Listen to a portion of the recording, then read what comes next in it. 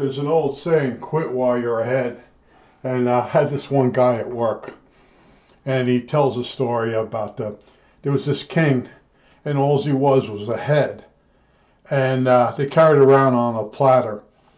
And one time he told the court wizard that he was tired of just being a head. So the wizard says, I have a spell.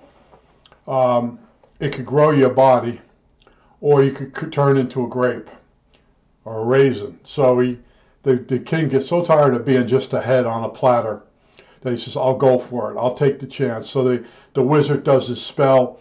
The head turns into a raisin. And the moral of the story is quit while you're ahead.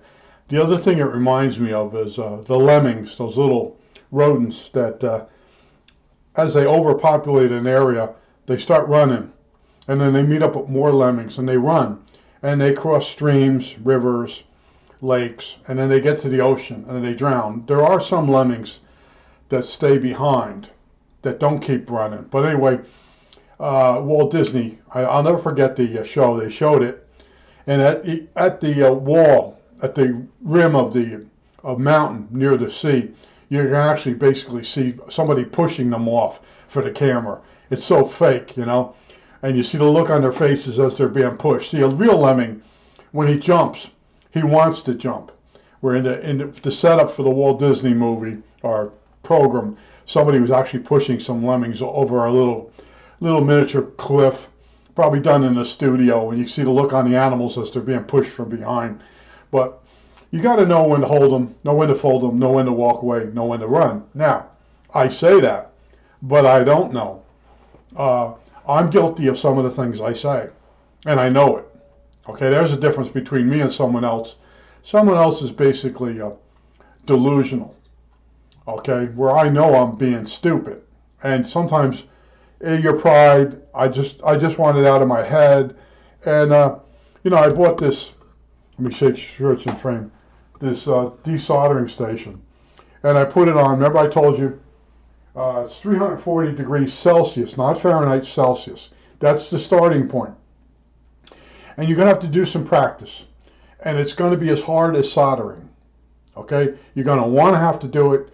You're going to have to pay attention. Maybe you should take some notes. So the next time you use it, you can look over your notes and say, okay, that's what I found. Well, anyway, so I turn it on and it heats up. And I have one of these radios that... the chip was bad, and I ground the chip down, and somewhere on my workbench, that chip is still floating around. I didn't throw it away. It's somewhere floating here. Anyway, I don't see it. Sort of like a keepsake. Well, anyway, I heat the chip up, and I'm going around in a circle, like very easy, around the chip with the smallest nozzle. And I touch it and I notice it moved and I go a little more heat and I lifted it off. They give you tweezers. They give you two kinds of tweezers. Of course, I can't find my tweezers at this moment. Isn't that funny? I give you two pair of tweezers, but there's one pair that's like this, and they worked out really well. Isn't that funny? How you can find stuff and then you can't find it. And it's in that drawer. I know exactly where it is, but it's not. I just came in from shoveling snow, so I'm a little bit snow blind. Okay, I don't see it. Anyway, it lifts right off. So then I look underneath, and I notice there's some shorts on the leads, where the leads were. So I put some flux on it, and I heat it up, and the shorts wick back onto the pads, the extra solder. I turn the radio on, and I notice it's booting up weird, but it's booting up. Rebooted a few times. It's on the, I had it on the power adapter, and it really don't like being on the power adapter. The radio doesn't really like being out of the case. It does all kinds of wacky, weird things. Boots up fine, and I'm going to bypass the one chip. I say, you know what, just order the chip, put the radio aside.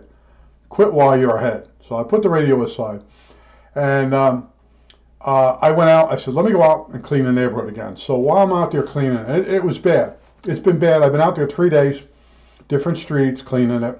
I called Wawa up, and Wawa got back to me, and they said they did go over and check the store out that I complained about, and they did find it to be a pigsty. All right, so anyway, they used other words. But anyway, so I'm sitting there, I had just cleaned the neighborhood, and I'm thinking, let's flash the new radio.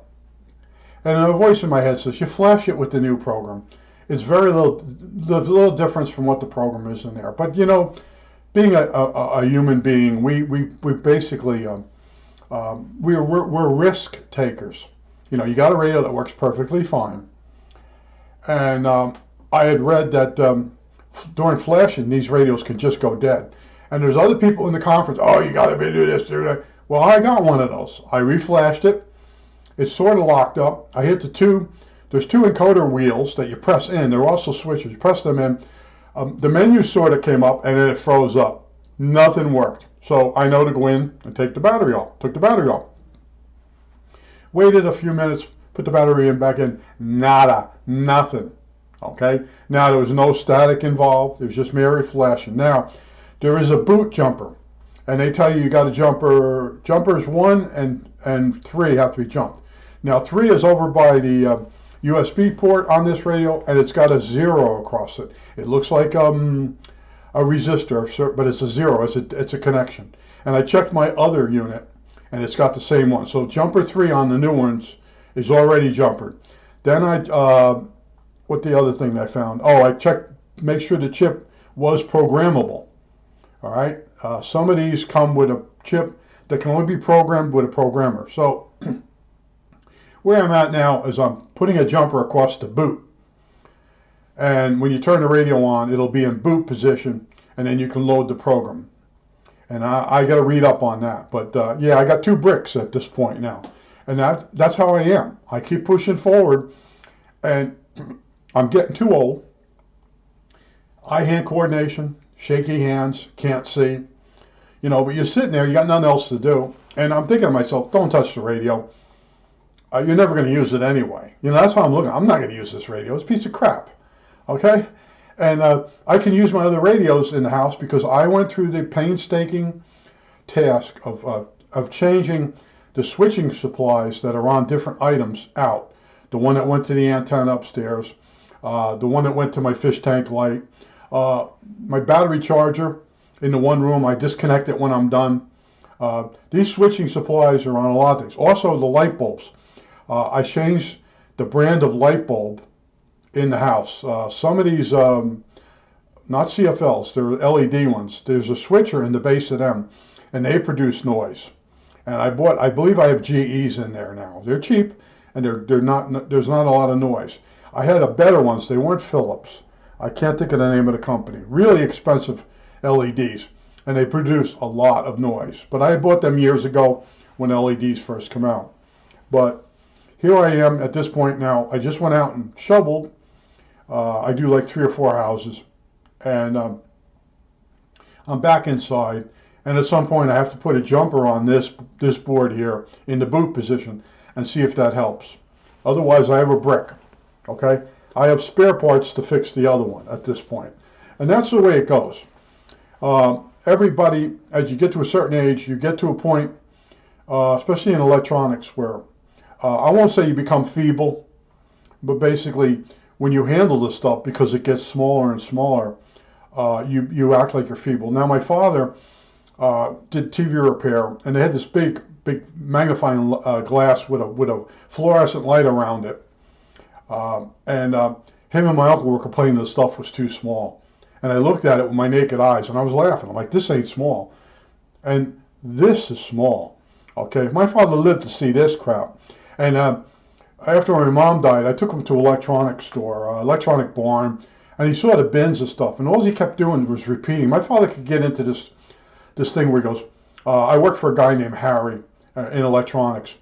And he starts walking around going, this is Harry's world. This is Harry's world. And I'm pulling stuff out of the bin that my father used to work with, like tube sockets. And he was being a jerk. He wanted to go with me. And then when he got there was nothing he wanted there. And then he just was annoying me. And then he got me to take him to a scientific place. And he pulled the same thing there. You know, as soon as he got there, he was like a 5-year-old, didn't want to be there anymore. You know, he was getting weird. My father, and then he died. But in other words, I don't know if he was going senile He was doing some wacky stuff that basically senile. He took the film out of his camera without rewinding it, and he had the film out of the cartridge. And then he wrapped it around the car, hands it to me, put this back in and take it over to get it developed. I said, it's ruined. You don't know that type of crap. You know, it's like everybody knows when you pull the film, well, not everybody anymore, but in other words, if you pull the film out of a cartridge, you know, you have to rewind it before you take it out of the camera. On 35 millimeters. The other ones, like Instamatics, they were in a little cartridge. You couldn't screw up. But he forgot to rewind the camera, and he was doubling down. And then took the place, and then he started taking rolls of film. He would buy a roll of film, and then find it, and think there was film, something and go develop it. I tried to stop him from doing that. So I think he was starting to get like senile. You know, as I'm explaining that to you, I think so. Okay. In other words, he says, I found 2 rolls of film. I said, you just bought them. And he just looked at me like I was crazy. He'd take them over to the photo developing place, and there'd be nothing on them. So, yeah, I guess he was starting to go. And there was some other instances, too, that he was doing. But, yeah, I dread that, you know. But I definitely overstepped my bounds on this. But I have read other people went through this. They do a flash, and the radio goes dead. Now, this radio can be reprogrammed, according to the articles, without using the actual programmer for the chip itself. There is a boot jumper. I'll do the boot jumper. If that doesn't do it, that's it. I know that the people that say they can't get it to work after they flashed it, they're absolutely correct. So buying one of these is hit and miss, and flashing it is hit and miss. Okay? Now, when I tried flashing this, it pulled the same thing as my other one did to me. It wouldn't take the flash. It looked like it was taking it, but then when you turn it off, turn it back on, it doesn't have the program in it. It still has the old program. So there's more to this. And everybody on the internet and in the conferences, what they do is they paste and copy the instructions into the conference, helping someone. There's nobody that's really been deep in doo-doo on one of these and got themselves out. And those are the messages I look for. Now, the one guy got me out of deep doo-doo by sending me the actual schematics.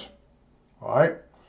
And then one guy got me out of deep doo-doo by leaving the doofus files, as I call them, DFU, DUF files. So I couldn't get it to convert from a hex to a doofus file. And someone put one up on the internet for me that already converted, and that's the one I'm using. And then you got guys saying, oh, your DFU program is corrupted. I've seen that before on other conferences.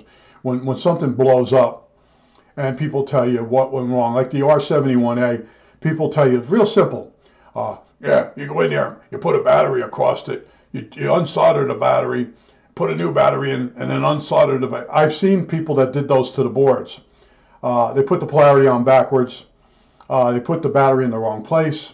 Oh, yeah. But on the conferences, they're shooting from the hip. They're repeating what they've read. They've never really done it. And then when you get the guy that warns you, get the polarity right, he's the guy that went into deep doo-doo and got himself back out. Now, in my case, I have a reprogrammer for the R71A. I offered to reprogram boards for people. Send it to me. I'll reprogram it, send it back, $30. Well, everybody thought that was too much money. Go away. Go away. Well, they want to negotiate $30. Go away. You know, so then they had one guy in there, a shill for a guy that sells you a circuit board that you can't ruin. Well, the battery only lasts 6 months on it. The battery that comes on the memory board for the R71A, over 30 years. It's statically holding the memory. The memory that they use, the chip, it really doesn't draw any current. It's not even microamps. It's even smaller. That might be picoamps, if there's such a thing. But there's still R71As out there, and they're fine. They're working fine with the original battery. And they guys, go in and check the voltage. If it drops below 2.5, you'll lose your memory. So the people being afraid go in with the voltmeter. They put the voltmeter across the battery. It drops because the voltmeter draws current. The old battery drops below 2.5, and now worrying about the problem just caused the problem. Okay? And there seems to be a lot of that on the internet. Okay? That's why I tell you, I'm trying to get myself away from this stuff. Because, first of all, this radio is a piece of crap. I got 2 of them now. It's crap, okay?